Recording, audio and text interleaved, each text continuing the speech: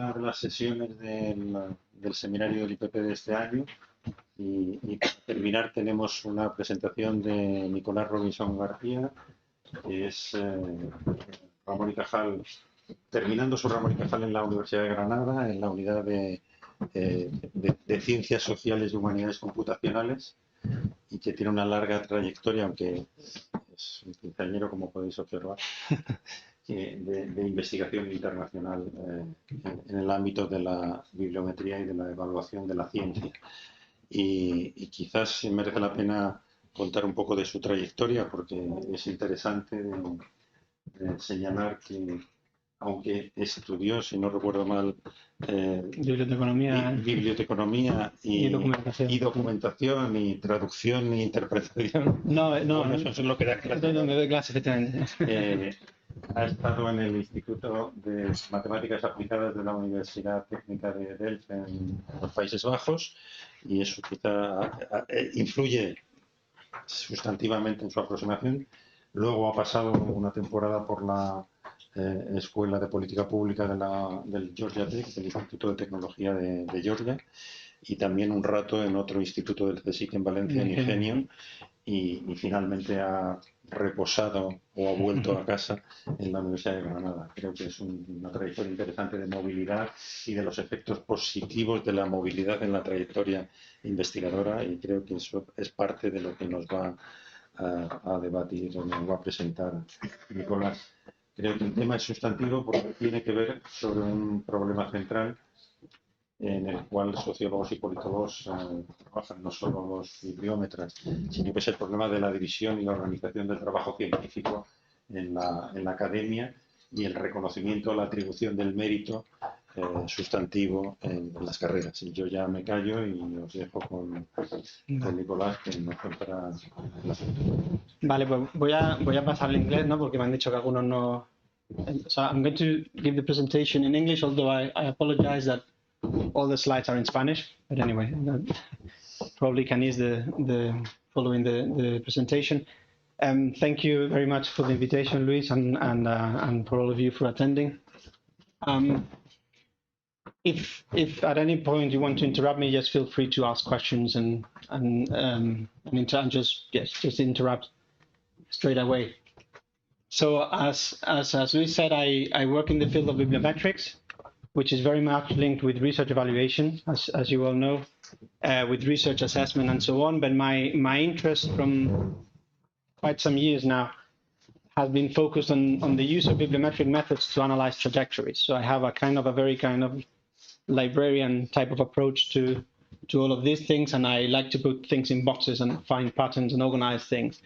And one of the things that I've been most interested lately was, that I was interested at first actually, was diversity of trajectories. So diversity of people who have different ways of developing their own careers. And I was especially interested on how that affects their impact. So how that affects their kind of output, the performance that they have in research and so on. And then from there, I've been shifting to different types of diversity. Here you have like a way of analyzing diversity in boxes. So diversity of trajectories, diversity of people, diversity of roles, which is what I'm going to talk here mostly.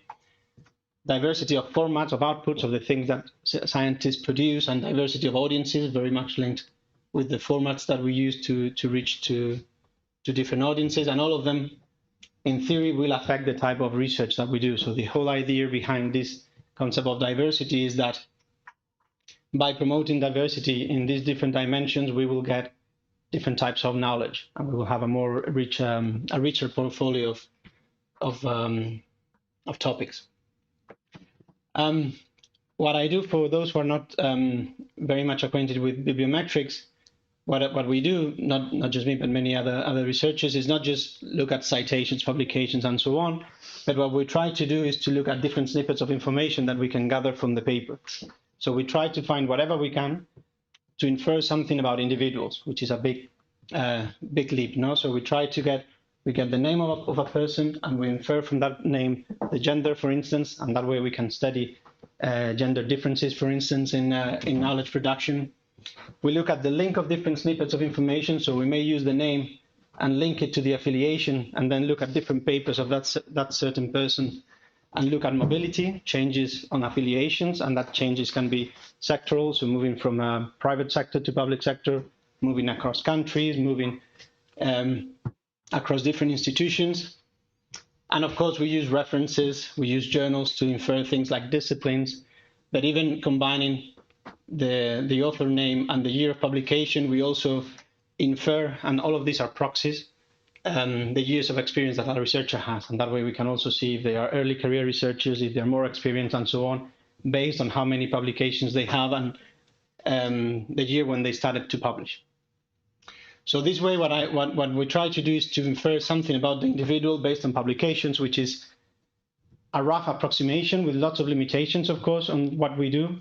But when we gather lots of data and we do large-scale analysis, it gives us a signal on some trends that may be going on how researchers are conducting research, and we can trail how they are performing over time and the effect that it has on the type of outputs that they produce. The first studies that I worked on, and Luis already referred to some of them, looking at trajectories, were focusing on mobility.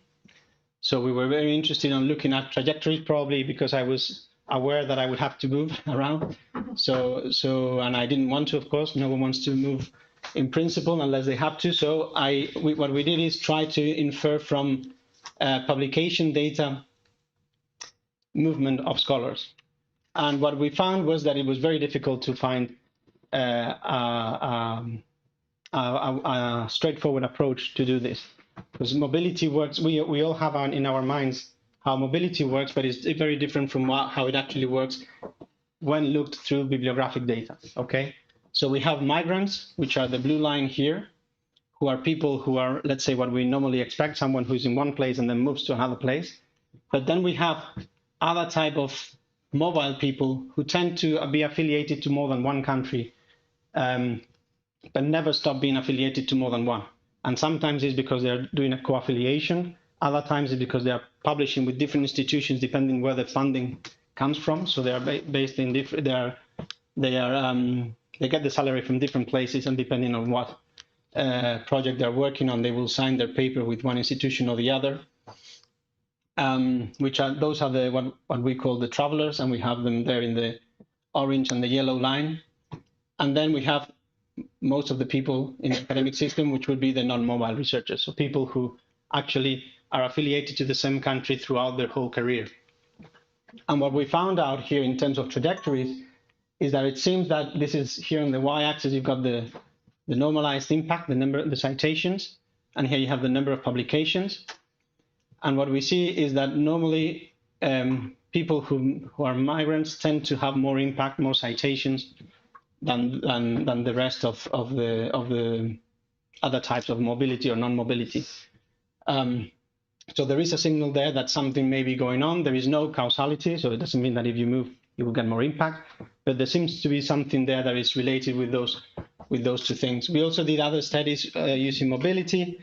And for instance, we found out also that mobility is something that is much more constrained than collaboration. So the networks of countries that are sending and receiving scholars are much more closed than collaboration networks, which means that if you're out of the network, if your country is not in that core of fluxes, then it's much more difficult to get into that network and also have scholars which are going and coming in. So this has lots of implications if you want to, for instance, use mobility programs to build your national capacities, for instance. Also, countries that tend to send more people than receive also have lots of difficulties on changing that kind of dynamics. So this was the first approach that we did into individuals, and then we moved into roles. So first we looked into how mobility affects trajectories. Then the second step, and this is mostly what I'm going to be talking about, was how roles, when people are working together, affect their careers, basically. The perspective at first was to look always at individuals. So this idea that individuals will do things, and that will affect, those choices will affect their success regardless of their capacity. And And then, and this is the last part of the presentation, will be when which is where I currently am, where I'm trying actually to move into and look into dynamics of teams. So not just look at the individual, but also at how researchers structure their work and work together and distribute tasks. As you know, well, research is collaboration basically. So all research nowadays is done in collaboration. Here you have a graph with the average rise of number of authors per paper from the 60s to 2020, and you see that there is a huge rise in the number of authors per paper. And this has been very problematic both for researchers themselves, but also for bibliometricians. And we've been playing around with different ways to deal with this, because the approach that we have to assess in science comes from the tradition of normative science, from the normative perspective of Merton, where we use citations as a way of currency, where we are just distributing recognition through citations. But of course, when the work is collective, the distribution of prestige, or when we are distributing those citations, is much more complex, no? Because we don't know if we should divide it equally between all the authors that prestige, or we should just give it to some of them, or who should get what, no? So in terms, from the bibliometric perspective, what we've done is looked into author order, which is giving basically more weight to first authors and last authors, also corresponding authors and so on. This has changed the way people behave, and in many fields they no longer assign their papers alphabetically as they used to do, like in fields like mathematics and so on. Most of the fields have now moved to a tradition where they do negotiate the order in authorship.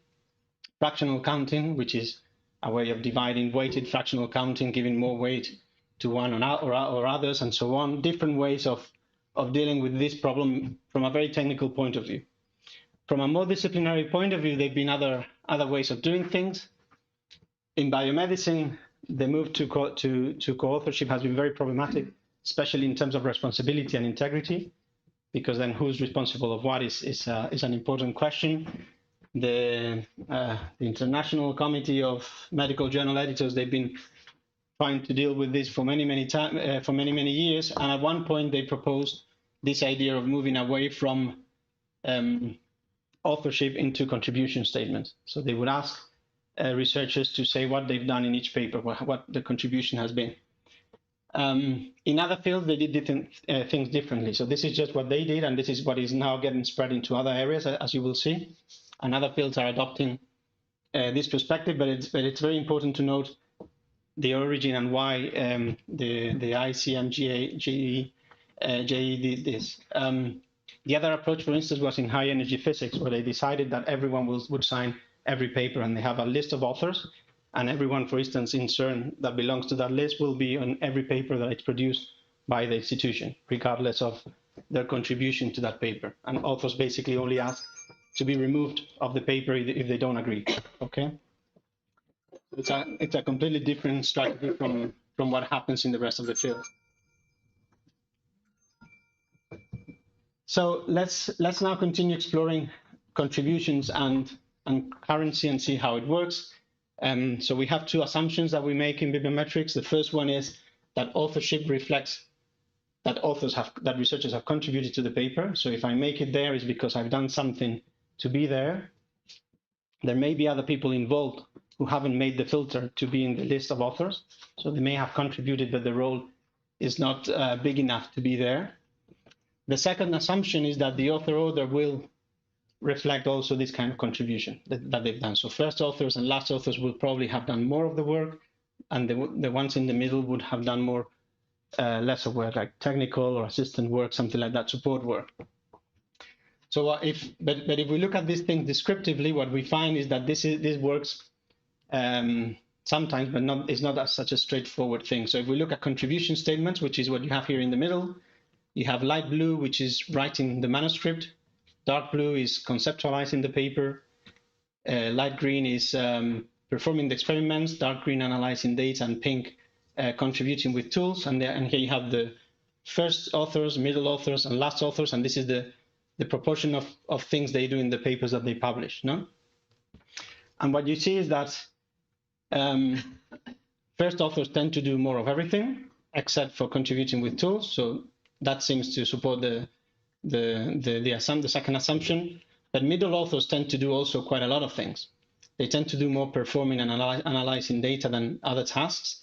And then with the last authors, what we see is that they mainly focus on, let's say, the more conceptual, more theoretical parts, which is conceptualization and writing the manuscript, and less on the others. But you see that there is no clear difference between each of the positions.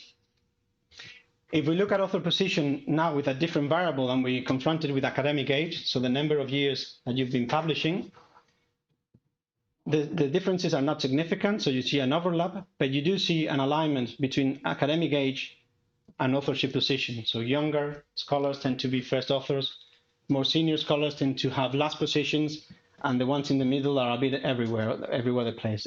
No, so they're a bit in between.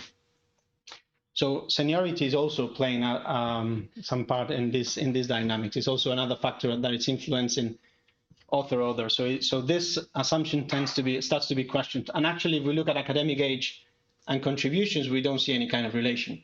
So they're all over the place, and you cannot say, well, there is something that tends to be done by senior scholars, but while others tend to be done by younger ones. Okay. So this distribution, this assumption seems not to work that well when we look at author order. And this is problematic because we are starting to see that collaboration is increasing, but also we're starting to see that the career, the trajectories of middle authors are shortening over time. So they get kicked out of the system sooner as time goes by. So here you have two studies. This one was looking at the number of middle authors in papers and the average team size. So the blue line is average team size. This is years. And the green one is proportion of middle authors in a paper. And you can see the increase. And this is another study where they looked at the survival analysis. They did a survival analysis of middle authors to see how they would survive the trajectory, how long the trajectory would be in comparison with lead authors, which would be those first and last authors. And here you can see that these are the middle authors. They tend to be removed, well, die. They survive less, let's say, in this survival analysis. So they tend to get kicked out of the scientific system sooner than those who have a leading position. So we try to test this. I'll go back to this one later because I don't want to. Yeah, well, I'll go back to the credit and explain that later. So we wanted to test this and see if it had something to do with the position or with the type of tasks that we do. Okay, because positions are things that we negotiate. Tasks are things that we get good at, and normally we get specialized. We are good for something, and then people ask us to collaborate with them in the papers. No, so if I'm very good with I have good technical skills, probably people will want me for those skills. Well, if I have a more conceptual mind or theoretical, I'll be wanted for that. No, and what we did is we used contribution statements from PLOS journals. So PLOS, the publisher of PLOS, it's PLOS One plus other journals. Most of the papers come from biomedicine, but PLOS One has a bit of everything. It's a multidisciplinary field. We got publications from that set with contribution statements, with these 5 contribution statements: writing, analyzing data, conceptualizing, performing experiments, and contributing with tools. And we applied a predictive model. I'm not going to get very much into the methods. If you're interested, you can ask me, and I will do. But I didn't want to make it too deep, just that I'm happy to explain. So we applied a predictive model to our data so that we could predict based on bibliometric data, position, author, order, age, and so on, the probability of an author doing what in which paper. Okay, so what you get here is those are the probabilities of different profiles on doing each of the contribution statements. We applied our model to over 220,000 researchers over their whole career, so for all the publications that they published since the very beginning. And we've applied we applied 4 archetypal analysis at 4 different career stages. So we divided the career of scholars between junior, early, mid, and late, because of course specialization and the type of tasks we do evolve over time. No? And what we found is that there are 3 archetypes which are quite similar regardless the career stage, and we named them leader, specialized, and supporting. The leader special archetype appears in the early and mid-career stages and late career stages, so in all except for the junior one. It's researchers who have a higher probability of having of working on writing, on conceptualizing and analyzing the data. Then we have the specialized scholar, who is someone who is also involved on conceptualization and on writing, but also develops lots of the technical work, so also in performing the analysis and analyzing the data. And then the last archetype that we found was what we call the supporting author, who is someone who has a lower probability on doing any of the other tasks, basically. So it's a different type of researcher who is there, but their contribution is much smaller than the other two. And what we did later was look at these scholars, once we've categorized them and we have them in groups, look at their career over time from a descriptive point of view. And here you can, don't know if you can see it very clearly, but here what you have is a flow of the scholars who make it to each stage and how they flip or not between stages, because of course I can be a specialist in one career stage and then specialize in different type of tasks and evolve. What we see in the first stage, in the junior stage, is that most of the researchers are specialized, which makes sense because they're learning their skills and they are doing their PhD probably. We have a small fragment which is supporting scholars, probably people who are working on more kind of technical roles. Then when we go to the early career stage, so I think this was between 5 to 15 years since the first publication, we see that the specialized flip into two groups, the leading ones, the leader profile, the specialized one, and then a bit goes to the supporting, and the supporting also divides between specialized and supporting, and just a bit of them, very few of them make it to the change to the leader profile. But then the interesting thing happens from the early career stage to the mid-career stage. And the thing is that most of the people who had adopted this leader profile make it to the next stage, but most of those who had the specialized or the supporting profile, they don't make it to the next stage. So there is where we find the cutoff that is affecting the trajectories. And then more interestingly, if we look at this distribution of profiles by gender, which is what you see here. Here you have in the blue bar plot is women, and the yellow one is men. What you see is that actually during the early career stage, which is where we have the biggest cutoff, the proportion of specialized researchers is higher for women than men. So you see that also there is a kind of a structural or systemic thing that is penalizing women over men, because they tend to have in that particular phase this specialized role, except and not the leader one.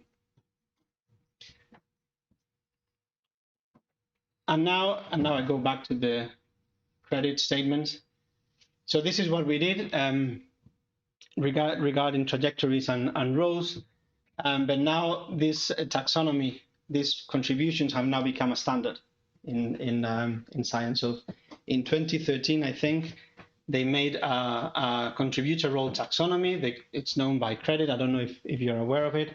I think many journals now have it. So you have to tick boxes. And instead of each author saying what they did, what we have now is 14 types of contributions that they've decided that all researchers do in any field, which is a very big claim also. No? So it's there are a lot of questions as to how suitable these 14 types are for what we are doing. Why should we have 14 and not 20 or 10? Okay, so there are still here issues on how this is done.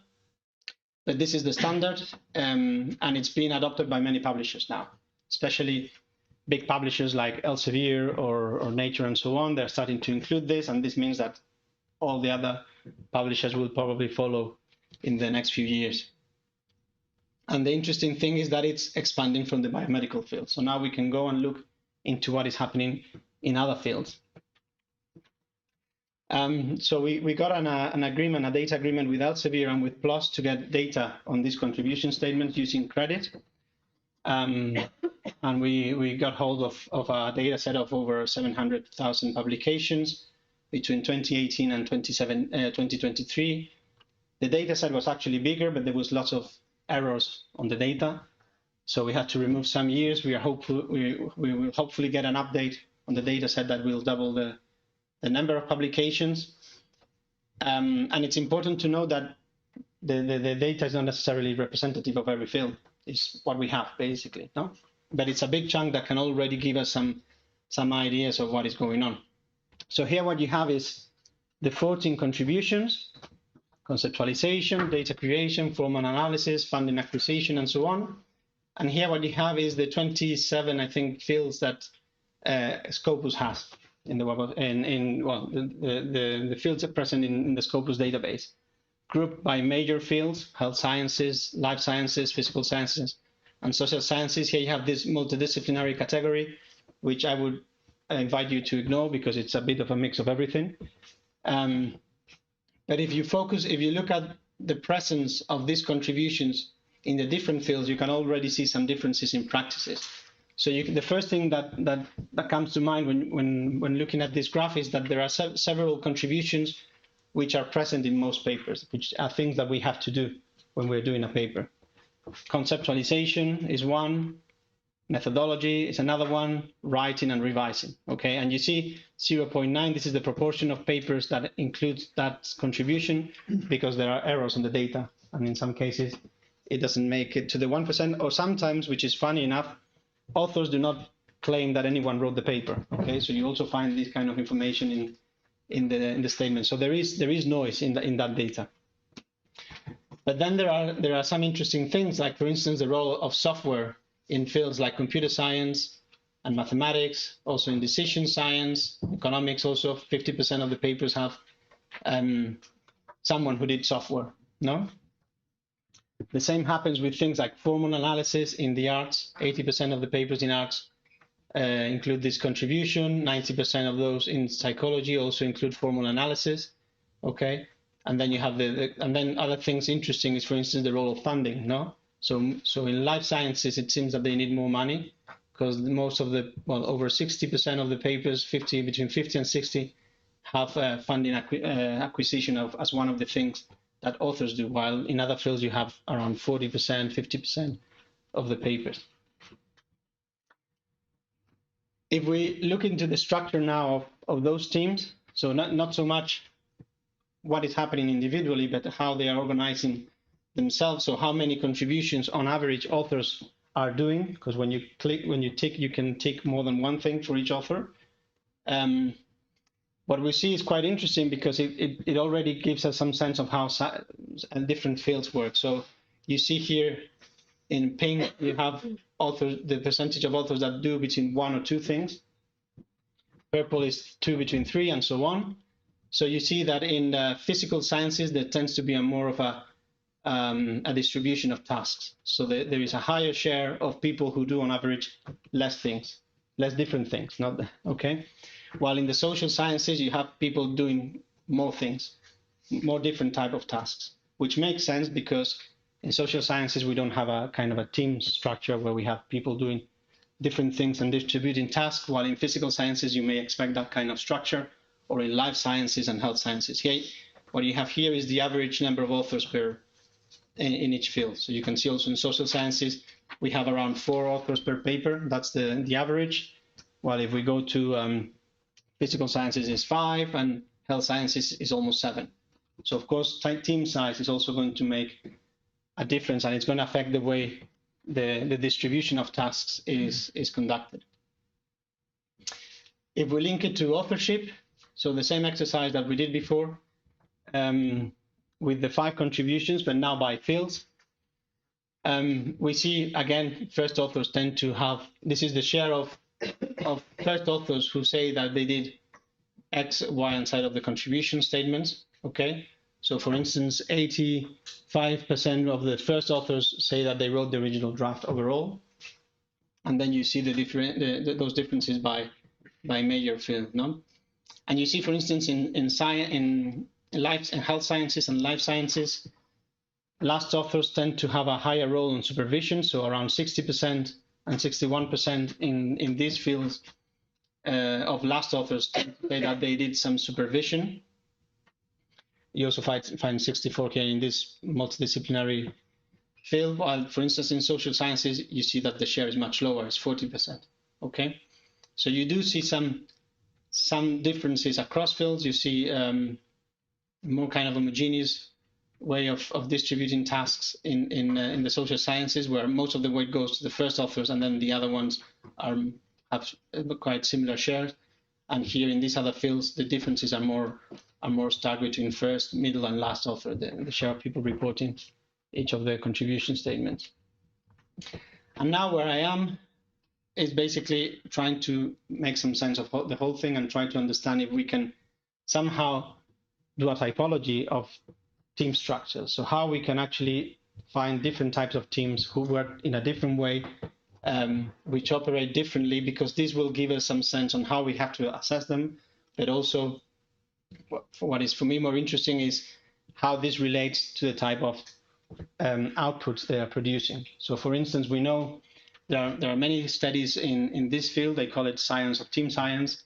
And we have, for instance, papers where they analyze the structure of distribution of tasks, and they find that hierarchical structures tend to produce incremental knowledge, while flat teams, where there is a kind of a more homogeneous distribution, tend to innovate more. So it's also trying to link that way of organizing scholars when they're working together with the outputs that they're producing. Also, interdisciplinarity is something that we want to introduce. So having people from different backgrounds working together, do they structure themselves differently than when they're all from the same field? Also depending on how balanced the interdisciplinarity of team members is, these kind of things. But as I said there, these are things that we are still exploring, so it's very, very much work in progress, and probably it will be wrong. So let's see how it works. I'm trying to develop some kind of theoretical framework with my colleagues. We are currently looking at these two, a book and a paper. The first one is Richard Whitley, who's a sociologist of science who worked on institutional theory applied to sciences, and he has this book which is called The Social Intellectual Organization of the Sciences, where he proposes two concepts to study and understand how different fields organize themselves. So he talks about mutual dependence and task uncertainty. Task uncertainty is the capacity to predict how things are going to be done. So you would expect that if the uncertainty is low, then you have a more clear distribution of tasks because you can assign roles to people. If there is uncertainty, then everyone will do a bit of everything because nothing is clear from the very beginning. Mutual dependence is the dependence between scientists to do things. So if I need a statistician, for instance, because I don't have the technical skills, then I have a dependence there that I need to address. It goes beyond that. He defines technical and strategic dependence, and the strategic dependence has to do also with validation of the work. But anyway, what I'm looking more is for the technical part.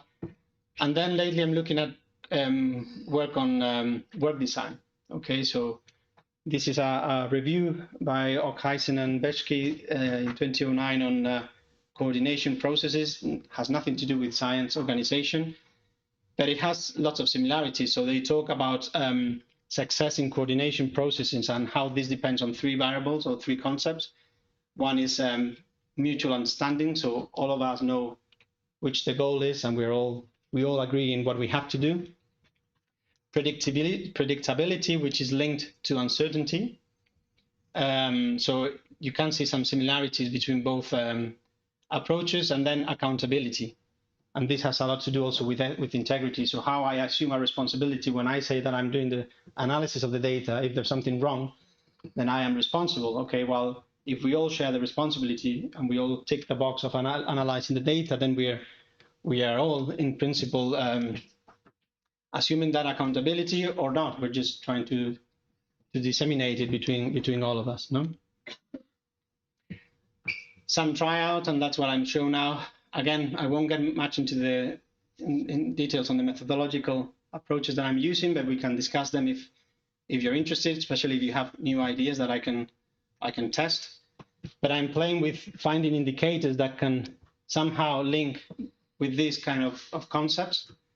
So entropy is one, which looks at the distribution or the unequal distribution or equal distribution of tasks, how homogeneous it is or how heterogeneous it is. Similarity of types of contributions. So basically, if we both researchers do 2 tasks, but I do A and B and you do C and D versus both doing the same kind of tasks. So that kind, I'm using the cosine similarity index for that across authors in a paper.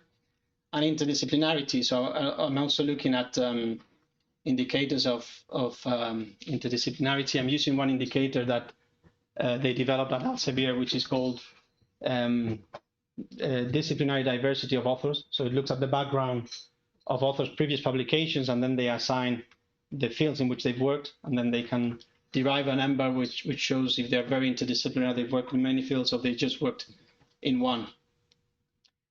The idea with that having a multivariate data set is to apply some clustering techniques. It could be archetypal analysis, it could be any of those there. I'm not sure if I should look into other ones and then look and analyze differences between and within disciplines, because hopefully I will expect to see a lot of variability in some disciplines, while in others the patterns will be more homogeneous. In order to get something like this, have some kind of different kinds of ways of organizing and distributing working together. Some of the tests that I've done. So here is using entropy linked with team size. So this helps me to divide teams based on the size. So basically what I see is that between 2 and 8 authors, the entropy tends to increase. So basically small teams tend to have, as you increase the number, a more homogeneous kind of distribution, which can be because everyone is doing one different thing or because everyone is doing everything that we don't know with the entropy. We just know that the distribution is more homogeneous. That distribution tends to lower, so you have more heterogeneity between 9 and 29 authors. And then when you have more than 30 authors, you have a bit of everything. So you have a lot of noise. And most of the publications in the data set are actually here in the between 2 and 8 authors. That's 86% of the data set. And this, of course, is very, very small. The amount of papers with more than 30 authors, no? With 30 or more authors. So here, it's a way of filtering and saying, well, I can focus on a taxonomy for this kind of people and then look at this other bunch of people separately.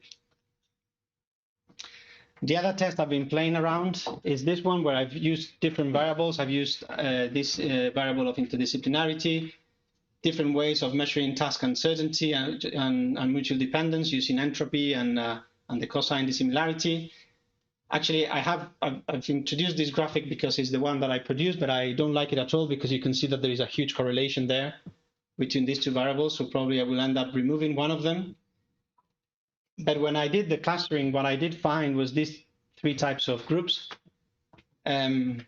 which seem interesting. So you have these groups where the average, the red teams where the average of authors per paper is around 4, where there is low interdisciplinarity. So most of the authors come from the same field, and the predictability on what they do is very low. So it's very difficult to know who did what.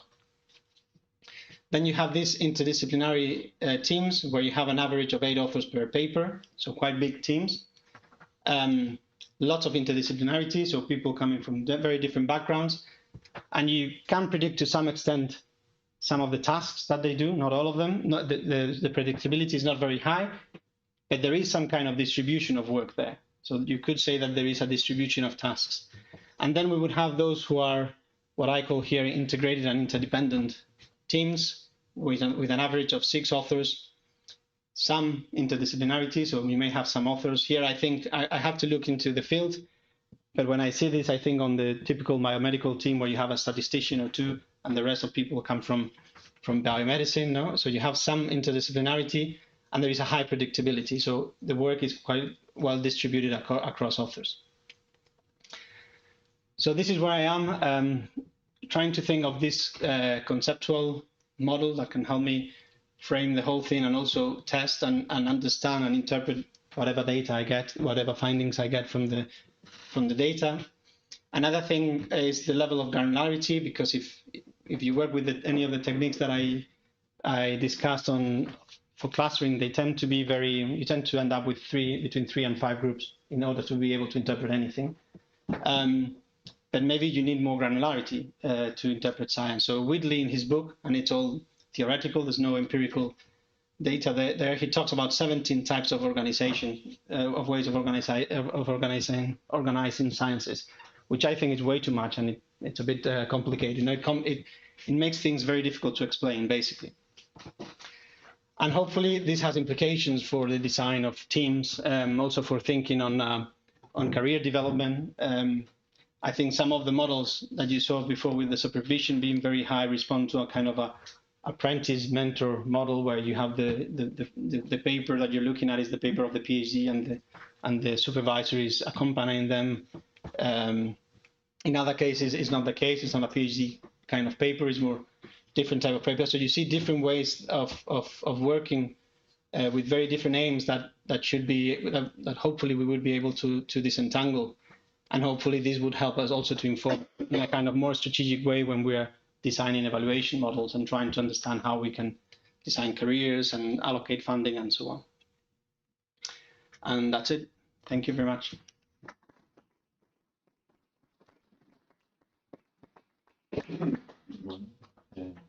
Preguntas, dudas, intereses.